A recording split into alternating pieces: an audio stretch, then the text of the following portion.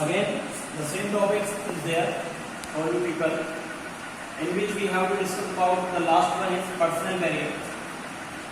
And again, I am recalling the all four barriers of communication because it will be more comfortable for you to learn these things properly, because many students have problems related to barriers of communication. So I am trying to remove your all problem related to it. That is why again I am recalling the things. Barriers means problems, obstacles and hindrances which may arise in the way of communication, and these barriers should be removed by the management to create the systematic working in the organization and to create the systematic flow of information from one person to another. Because if a person who is working in an organization are not getting the message properly or not getting the information properly, then he will not able to perform the work in the best possible manner. That is why the barriers of communication should be removed from the organization, and to management have to create the effective communication skills and effective communication system in the organization. Then only all the workers will actively participate to perform the different activities. That is why this topic is present in your syllabus, which helps you people to develop the good communication or effective communication skills. So the last topic is personal barrier, and before starting the personal barrier, I just recall all other three barriers, in which the first one is semantic barrier. Semantic barrier is depend upon the lack of vocabulary, words with similar meaning, different meanings, different gesture and posture, and premature evaluation also. So these things are very important to know if a person is going to create the good communication in the organization, and the worker has to fulfill the needs if they get the message properly. Psychological barrier is you know that it is totally depend upon the mental status of the person who is going to participate in the communication process. If the person have tension in their mind, if the person is angry, if the person is very emotional, if a person do not have the stable mind status, then also the communication problem arise before him. That is why he has to create the develop the stable mind if he want to participate in the communication process. The another one is organizational barrier. It may arise due to the conditions made by the management in the blueprint. That's mean whatever plans are made by the management, it should be defined, it should be undergoes under the organizational barrier, and these are the sub barriers of organizational barrier, which I told you yesterday also, but I have written today to make it understand to you people that the organizational policy may come under it, rules and regulations may come under it, status may come under it, complexity in the organizational structure may comes under it, organizational structure, the type of structure also helps in creating good communication in the organization, and organization facilities are also present over there. So these things also create the problems in the way of communication, so that the management has to work over these sub barriers to create the good communication skills among the worker as well as the organization to achieve the different goals of the organization. So now come to the today's topic, that is called personal barrier.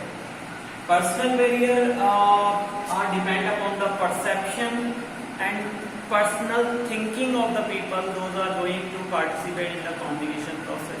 Because if a person have different opinion from others, then also the communication may disturb over there, and the personal perception and personal barrier are very important to create the systematic working in the organization. Because if two parties are present in an organization, one is superior and another one is subordinate, if both of the parties have different perception towards each other, then also they cannot concentrate over the communication, and also the superior cannot willing to communicate properly with the workers. So in that condition, the communicational problems may arise, and the workers and the management do not achieve the organizational goal in the best possible manner. That is why we can say the personal barriers are very much important to be removed from the organization to create the systematic flow of information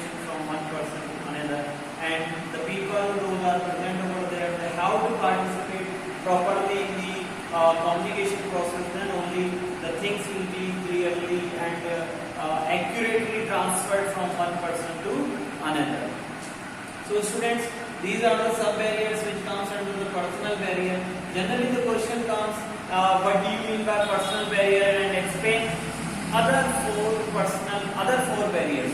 Then in that condition the students made mistake that after explaining the personal barrier they also write about the organizational, psychological or semantic barrier. But in that type of questions, if the question comes what do you mean by personal barrier, explain its other barriers. That's mean you at first you have to write about the personal barrier, then also you have to write about the sub barriers which comes under the personal barrier.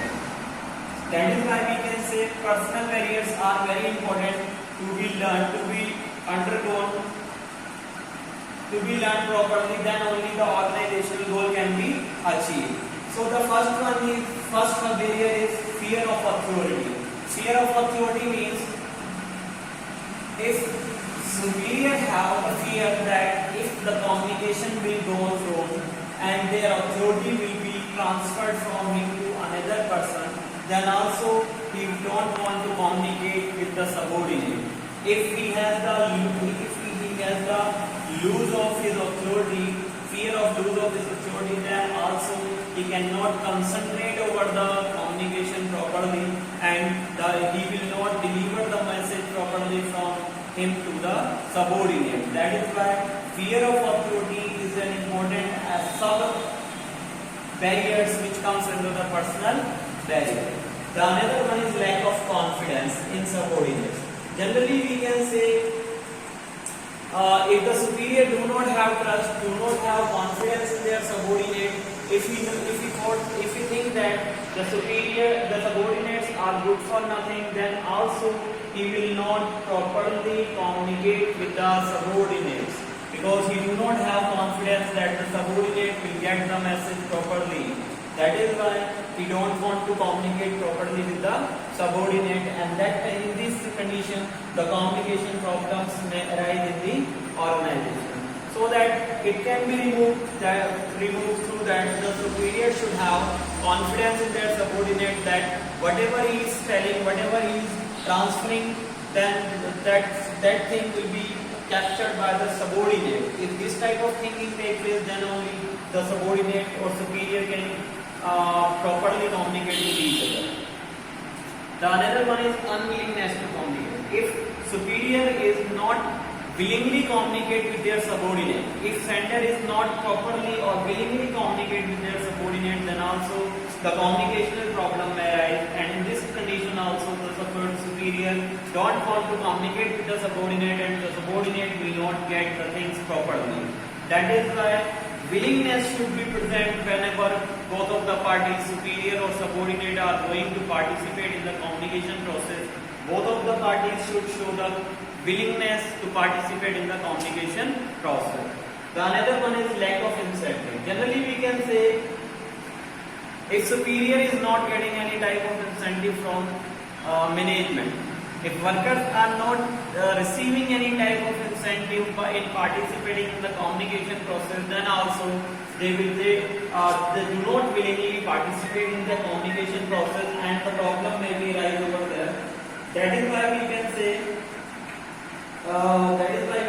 lack of incentive also plays an important role in the way of communication, in which both of the parties should participate properly, then only the goal of the organization can be achieved. The another one is lack of knowledge. Lack of knowledge means if the sender is not have proper knowledge related to the information, whatever he is going to transfer it to the workers, then again he will not show their attentiveness, show their willingness to communicate with the subordinate. That is why we can say lack of knowledge is also create obstacle or hindrance in the way of communication, so that it can be, this type of problem can be removed by using proper means of communication, and the superior should use the proper way to communicate with the subordinate, in which he has to prepare himself before communicating with the workers. That is why this thing comes under the personal barrier of communication. The another one is lack of listening skills. Generally, it comes under the superior and subordinate also. If subordinate are not willingly listen the workers, if subordinate are not willingly listen the superior, and the superior also don't want to listen the subordinate while dictating, while conveying the message to him, then also the communication problem may arise.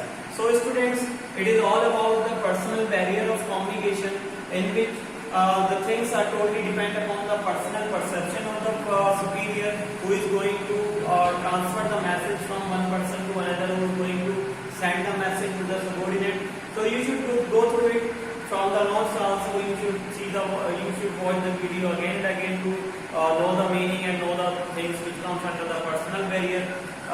So if you have any query, you can ask on my personal number